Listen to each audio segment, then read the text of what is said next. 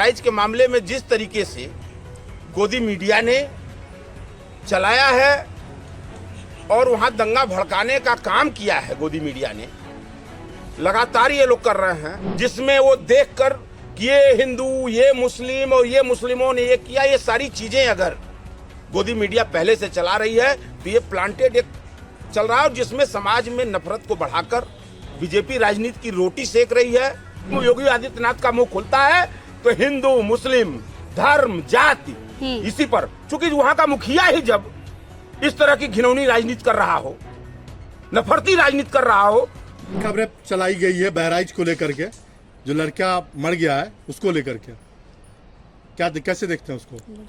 देखिए, मीडिया लगातार, गोदी मीडिया जो है वह गलत खबरें, कोई ये पहली गलत खबर नहीं चलाई गई है, लगातार विगत कई सालों से इस तरह से समाज में गलत खबरों को चलाकर नफरती जो माहौल बनाया जा रहा है, ये इसके लिए सबसे ज्यादा जिम्मेदार तो इस देश की गोदी मीडिया है। ये नफरती माहौल बनाकर इस देश में, और उसको बीजेपी का पूरा संरक्षण प्राप्त है, उनको तैयार किया जाता है कि इस तरह से नफरती, जैसे आपने कहा ना कि बहराइच के मामले में जिस तरीके से गोदी मीडिया ने चलाया है और वहां दंगा भड़काने का काम किया है, गोदी मीडिया ने लगातार ये लोग कर रहे हैं, जबकि पुलिस का बयान वहां अलग है। पुलिस कह रही है कि जो वहां घटना घटी है उस घटना के लिए वो खुद संगठन जिम्मेदार है। जो हत्या हुई है जिस लड़के की, वो हत्या पे अभी पुलिस ने क्लियर अभी तक अपनी रिपोर्ट नहीं दिया है कि हत्या किसने किया है। यह सारी चीजें अभी जांच के दायरे में हैं। अब ऐसी स्थिति में गोदी मीडिया के पास त्रिनेत्र कहां से, वो कौन सी तीसरी आंख है जिसमें वो देखकर कि ये हिंदू, ये मुस्लिम और ये मुस्लिमों ने ये किया, ये सारी चीजें अगर गोदी मीडिया पहले से चला रही है तो ये प्लांटेड एक चल रहा है जिसमें समाज में नफरत को बढ़ाकर बीजेपी राजनीति की रोटी सेक रही है। बीजेपी को इससे फर्क नहीं पड़ता कि कौन मर रहा है, किसको वो लोग मार कर, चूंकि बीजेपी की राजनीति ही जो टिकी हुई है वो नफरत पे टिकी हुई है, हत्या पे टिकी हुई। बीजेपी अपने लोगों को भी अगर मरवा कर राजनीति करना चाहती है तो बीजेपी करती रहती है, ये कोई नई घटना नहीं घटी है। लेकिन आज के डेट में ये समझने की जरूरत है उन लोगों को, उन परिवार के लोगों को, उन नौजवानों को कि हम कहां, किस धारा की तरफ जा रहे हैं, ये देश किस धारा की तरफ जा रहा है, जहां 21वीं सदी में एक तरफ हम आसमान पर उड़ने की बात करते हैं, हम चांद पर पहुंचने की बात करते हैं, हमारे आपके घर के बच्चे बच्चियां एक से एक शोध करके इस देश को नई दिशा और नई दशा देने का काम कर रहे हैं। वहां पर 21वीं सदी में यह बीजेपी जब से शासन में आई है तब से हमारे आपके घर के बच्चों को नफरती बनाने का जो काम कर रही है, नफरत सिखलाने का जो काम कर, और इनके बच्चे, एक बीजेपी के नेता का बच्चा बताइए। आप कह रहे हैं कि वहाँ पर बीजेपी ये सब कुछ करवा रही है, वहाँ पर शासन बीजेपी का है, योगी आदित्यनाथ मुख्यमंत्री है, कोई भी मुख्यमंत्री अपने विरुद्ध कैसे ये घटना और कैसे ये वारदातें इन सब करवा सकता है? आपने कहा, सही कहा कि बीजेपी का ही शासन है और योगी आदित्यनाथ मुख्यमंत्री हैं। योगी आदित्यनाथ से मैं पूछना चाहता हूं कि आप दूसरी बार मुख्यमंत्री बने हैं, योगी आदित्यनाथ कभी भी बता दीजिए कि उत्तर प्रदेश की समस्या पर, उत्तर प्रदेश की बेरोजगारी पर, उत्तर प्रदेश पे महंगाई पर कभी बयान उन्होंने देते? जब भी योगी आदित्यनाथ का मुंह खुलता है तो हिंदू, मुस्लिम, धर्म, जाति इसी पर, चूंकि वहां का मुखिया ही जब इस तरह की घिनौनी राजनीति कर रहा हो, नफरती राजनीति कर रहा हो, तो ये स्थिति यही बनेगी। जी, प्रशासन कितना जिम्मेदार है इस हिंसा के लिए? इसमें देखिए, एक चीज बता दें, प्रशासन की जिम्मेदारी तो अपनी जो है वो है। इसमें सीधे सीधे, चूंकि बीजेपी का शासन है, हम सीधे प्रशासन तो उनकी कठपुतली उनके हिसाब से चलता है। इसमें सीधे सीधे बीजेपी जिम्मेदार है, वहां पर ये उनकी सरकार है, डबल इंजन जिसको कहते हैं, लगातार। और दूसरी चीज आपसे बता दें कि जिस तरीके से उत्तर प्रदेश में यह दावा किया जाता है योगी सरकार के द्वारा कि उत्तर प्रदेश में तो कोई मतलब कि अपराधी रह ही नहीं गए हैं, उत्तर प्रदेश में मेरी शासनकाल में कोई दंगे ही नहीं हुए हैं। ये आखिरकार कौन कर रहा है? 50 जगह का मैं नाम बता दूं? हाँ, तो क्या लगता है, आपको क्या लगता है पत्थरबाजी किसने की है? किसमें? अच्छा, बहराइच में। बहराइच में पत्थरबाजी किसने की है? हाँ। वो कौन लोग थे जो यात्रा निकाल रहे थे? कोई मुस्लिम निकाल रहा था? मैं पक्षधर किसी का नहीं हूँ। मैं हर अपराधी और हर अपराध के खिलाफ हूँ, लेकिन अब वो यात्रा का, और यात्रा आपको क्या दे, धर्म के नाम पर अगर यात्रा निकल रही है तो यात्रा ये कौन सी अनुमति देती है कि अगर हमारे रास्ते के अंदर हिंदू मुस्लिम सिख ईसाई किसी का घर हो, आप अगर हिंदू हैं तो मुस्लिम के घर पे चढ़ जाएंगे आप? आपको ये अधिकार कौन दिया मुस्लिम के घर पे चढ़ के? अगर उसके धार्मिक झंडा किसी के घर पे लगा है तो वो उसकी भी स्वतंत्रता है, वो अपराध नहीं किया है।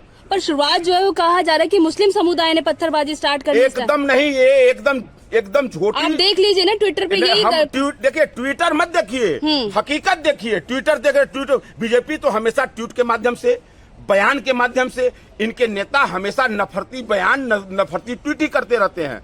क्या हिंदू शोभा यात्रा नहीं निकल सकते हैं? एकदम निकाल सकता है। एक कौन कह रहा है कि नहीं? क्या इसके पहले सरकारें यहाँ कांग्रेस की गवर्नमेंट रही है या उत्तर प्रदेश में सपा बसपा की गवर्नमेंट रही है, शोभा यात्राएं नहीं निकली हैं?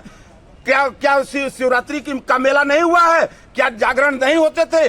क्या इसके पहले जब से ये आए हैं तब से नवरात्रि का 9 दिन का नवरात्र नहीं होता था? क्या बात कर रहे हैं? विपक्ष का प्रोपेगेंडा बताया जा रहा है कि विपक्ष जो है भाजपा को कहीं ना कहीं बदनाम, जब से भाजपा सरकार में बैठी है। नफरत तुम फैलाओ। हाँ। इस देश में हिंदू से मुसलमान तुम लड़ाओ। इस देश में अपने ही वर्कर को मारकर राजनीति, गंदी राजनीति तुम करो और सारी चीज ठिकरा विपक्ष पे फोड़ दो। विपक्ष तुमको कट्टा सटाया है कि बंदूक सटाया है तुमको करने के लिए? नहीं, क्या सटाया है? विपक्ष को तो तुम तमाम अपने CBD तमाम उससे तो ऐसे प्रताड़ित कर ही रहे हो। ये चीजें तुम्हारी जिम्मेदारी है, सरकार है, तुम सरकार में हो और सरकार की ये जिम्मेदारी है कि वो अपने प्रदेश के या देश के जो जहां बैठा है उसके आवाम को सुरक्षा मुहैया कराए और उसको सुरक्षित रखे। राम गोपाल मिश्रा की जो मृतक की जो पत्नी, वो कह रही खून का बदला खून। देखिए एक चीज बता दें, हाँ। राम गोपाल मिश्रा की पत्नी कह रही है खून का बदला खून। अभी उनका पति देश मेरी संवेदना है उस परिवार के साथ, क्योंकि वो नौजवान लड़का मरा है।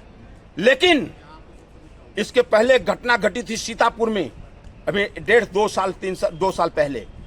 वो जो तिवारी था,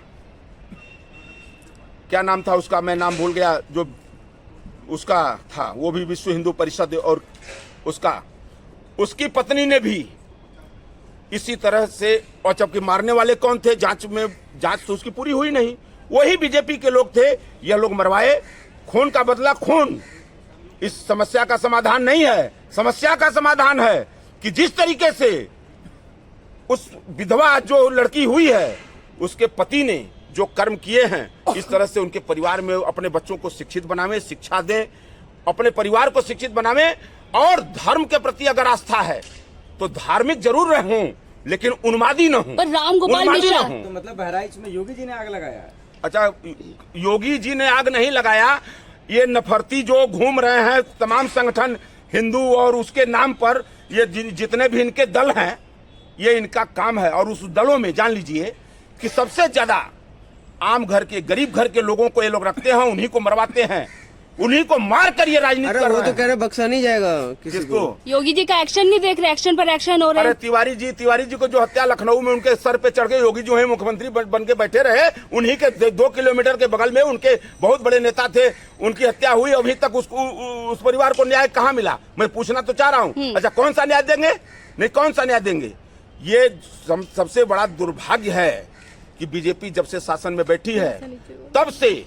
अच्छा, एक चीज बताइए कि बीजेपी के लोग, वो एक अपराधी पंजाब का है, क्या नाम है उसका, कौन, कुलदीप बिश्नोई, जो जेल में बंद है। लॉरेंस बिश्नोई इतना बड़ा अपराधी है वो, और वो जेल से बैठकर तमाम अपराध करता है। कई मुद्दे उसके सामने आ गए। मैं चाहे कोई अपराधी हो, हिंदू हो, मुस्लिम हो, हम उसका विरोध करते हैं, उसको सजा मिलनी चाहिए। और जेल में बैठाकर दामादों की तरह उसको सुरक्षा जो दी जा रही है, दामादों की तरह वो वीडियो कॉल करता है। तो ये सरकारी दामाद कैसे बना हुआ है? और उसके समर्थन में आप देख लीजिए, ट्वीट की बात आपने किया है ना, उसके समर्थन में सबसे ज्यादा बीजेपी के लोग खड़े हैं इधर कई दिनों से। क्या मतलब यह देश इतना विवेक शून्य हो चुका है, यहाँ की आवाम इतनी विवेक शून्य हो चुकी है कि हम जेल में बैठे हुए इतने दुर्दांत अपराधी के समर्थन में बोल रहे हैं, उसको तमाम तगमे से नवाज रहे हैं।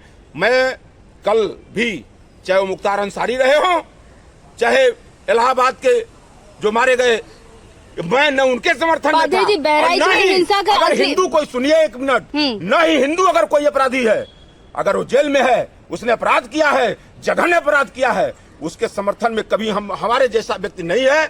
और ये बीजेपी के लोग अगर ऐसे अपराधियों का समर्थन कर रहे हैं। उपाध्याय जी, बहराइच में हिंसा के लिए असली जिम्मेदार कौन है? आप ना हिंदू को मान रहे हैं ना मुस्लिम को मान रहे हैं, असली जिम्मेदार फिर कौन है? असली जिम्मेदार सरकार है। जो सरकार इस तरह के दो कौड़ी के चिंटुओं को, चिंटू शब्द यूज कर रहा हूं, चिंटुओं को पालती है, जो ये बजरंग दल और तमाम दल में और ये विश्व हिंदू परिषद तमाम में ये भर्ती करती है, ये चाहती है, ये सरकार चाहती है कि ये लोग शिक्षित न बने। इसी तरह से ये लोग झंडा लेकर किसी के घर में चढ़कर उन्माद करें ताकि हमारी राजनीति की रोटी सेकी जा सके। ये दुर्भाग्य है इस देश का। और दूसरी चीज, मैं एक और मांग आपके चैनल के माध्यम से करना चाहूंगा, तत्काल प्रभाव से सुप्रीम कोर्ट को संज्ञान लेना चाहिए कि जिस तरह से यहाँ घटना घटी हो चुकी है, ये क्यों हो रहा है? अभी 2-3 स्टेटों में तत्काल चुनाव है। देखिए, साफ बता दूं, ये चुनावी रोटी सेक रहे हैं भाजपा के लोग। 2-3 स्टेटों में चुनाव है, उस स्टेट के चुनाव को प्रभावित करने के लिए ये लोग हिंदू मुस्लिम कर रहे हैं, जो बहुत ही निंदनीय है। और चाहे जितना कर लें, ये एक चीज जान लीजिए कि जनता भी है बहुत इनसे सजग हो चुकी। यात्रा में जो भड़काऊ गाने बजाए जाते हैं, इसका जिम्मेदार किसको मानते हैं? अच्छा बताइए, यात्रा में भड़काऊ जो गाने बज रहे हैं आजकल, यात्रा में छोड़ दीजिए, धार्मिक मंचों पर जिस तरीके से वीडियो सोशल मीडिया पे आ रही है, जिस तरह से डांस, जिस तरह से अश्लीलता मतलब कि मंचों पर प्रदर्शित किए जा रहे हैं, इसका जिम्मेदार कौन है? इसके पहले भी ऐसा नहीं है कि रामलीलाएं नहीं होती है। रामलीला में तो वो दृश्य देखने को अभी मिल रहे हैं जो सोशल मीडिया के माध्यम से। क्या इस देश को कहाँ बीजेपी ले जाना चाहती है, कहाँ ले जाना चाहती है? बड़ा दुर्भाग्य। इसके लिए सीधे सीधे बीजेपी, आरएसएस जिम्मेदार है। आरएसएस अपनी राजनीति की रोटी सेकने के लिए, बीजेपी अपनी रोटी सेकने के लिए इस देश को गर्त में ले जा रही है। इससे बड़ी सजग रहने की